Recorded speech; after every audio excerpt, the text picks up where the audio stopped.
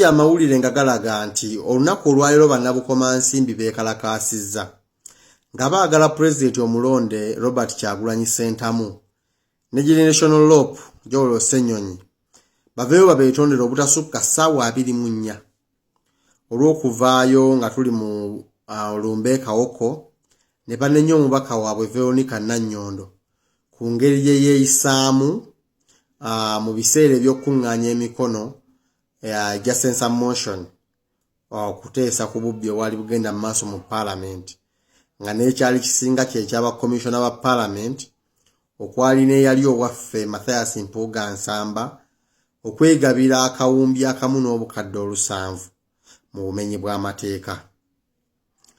Kakati ekibadde mu kwekalakaasa kuno nze ndabyemu ebintu eby'enjawulo. Ndabyemu okuswala, nendabamu okwekaza, nendabamu obwakasajja ffuba, nendabamu bandi wagoni nti abakikola bawagibwa. Kubanga bye bakoze byonna biswaza. Ndabye abantu nga 15 nga bakuŋŋaanye mu ngeri ndabye ng'olusaakaate ziringa enju z'abapangisa.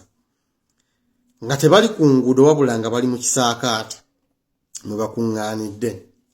Ne neewuunya nti omubaka omuganzi bw'atyo nga Veronica Nannyondo mwannyinaze ddala Bukomansimbi District ekolebwa ebyalo 256 yasobodde kuŋŋaanyaamu bantu 15 oba balonzi 15 nga be basobola okulaga obutali bumativu ku lwa district yonna. Ekyo kiswaza. Kubanga newe twandigambye nti buli kyalo afunyeeko omuntu akiripresentinga yandibadde n'abantu 256. Naye ku byalo 256 abaddeko n'abantu 15. Ate nga singa tukeera nti ba profilinga nkakasa bonna ba mu town council ey'Ebukomansimbi oba mu town ey'Ebukomansimbi. Mwannyinaze Nannyondo ono politics w'abampuuga owa 1986 ng'enala eyakawamba obuyinza takyakola. Obudde buno bakuwaga naye bagenda kukuba ekigwo. In fact bakubye ekigwo. Kuba bo ng'abantu baagwadda. Kubona tewakyali akyakkirira box n'avaamu. Kubanga singa baali sure nti balina obuwagizi mu bantu baalikedde ne bagamba nti tuvudde mu National Unity Platform ne balangirira by election. Ne tulaba oba Mpuuga ne banne ba Bedi Bwaniko baali bayinza okuva mu box. Okitegeera wa kyenkulaga? Nti obudde buno kye muli mu kukola Bukomansimbi kiswaza buswaza. Omubaka wa district omulamba umanye mupyo wa district ye Bukomansimbi. Toyinza kugamba nti district namba yavuddemu abantu 15 beekalakaase ku lulwo. Kiswaza. Era okunamye. Kitegeera. Bino ebyobufuzi bye bakuyingiza bagenda kukutomeza.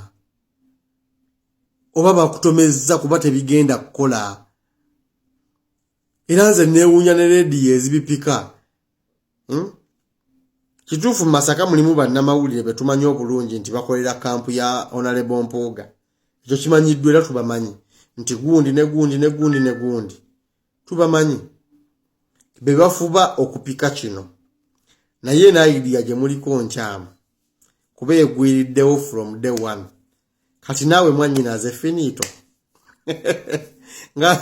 nga Alex Waiswa Mufumbiro deputy spokesperson waffe yayogera.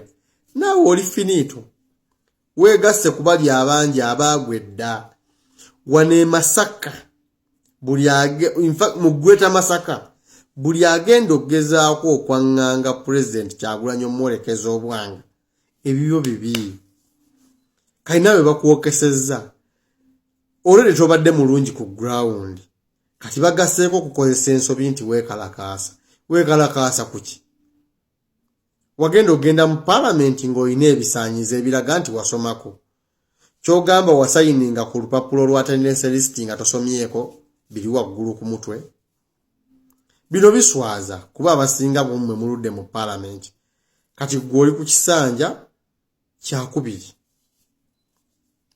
kyakusatu ndowooza kyakubiri naye kati bwe bakuyingiza ono politics w'abampuuga ono politics aweddeko oyo w'okufumba ebiboozi mukubisa amawulire tebikyakola kuba nabo bennyini bimaze obbookya guno omulembe abaana bagoberera nnyo guno omulembe gwa .com ne Ssaabasajja yagukwasa abavubuka ne president tulina muvubuka kitegeera bano abasajja abakulimba tebakyali bavubuka wadde beeyita ba DPUID simanyi UID tewali muvubuka wa myaka 5 okudda waggulu taliiyo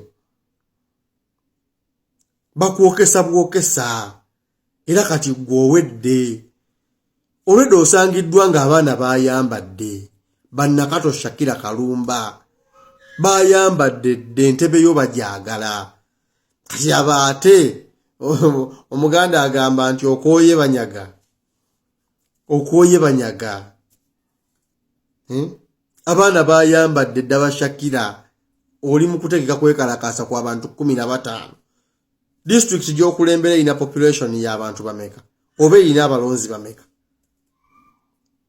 gongame nyotegeka okwekalakasa kwa bantu 15 oyokeza era abakuwaga bo baseka mission yegudde waba akulimba kuwa kadi ya Dealers Alliance ekwokeza wano mugweta Masaka Kyagulanyi ye president tewali kikubaganyako birowoozo era tewali alina kyayogera mugweta Masaka yonna ne Uganda yonna okutwalira awamu nefe twogerera nnyo gweta Masaka mwe tubeesinze kuba buli ekirimu tugoberera era tukiraba n'abalina kaadi betumanyi nti bano baayokya baalya tubamanyi okwetoola gweta Masaka yonna nti omubaka gundi ali bwati omubaka gundi ali bwati olwedde mwanyina ze tobadde mulungi ku ground kati abo bakuzizaamu bano bampuuga bagwa dda ensobi gye bakulaze wabadde olina genda n'okuba mavi eri president bannabukomansimbi abo bannabukomansimbi bagoberera ate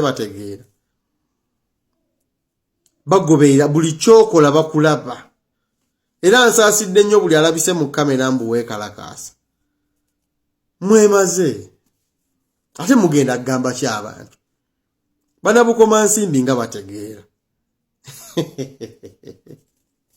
gwe biwedde bana abasajja wali obaleka ne bafa bokka ne bagwa n'ekintu kyabwe naye wasazeewo okwetaba amazina g'enkima teweekanga ng'emikira gikkoonyeeko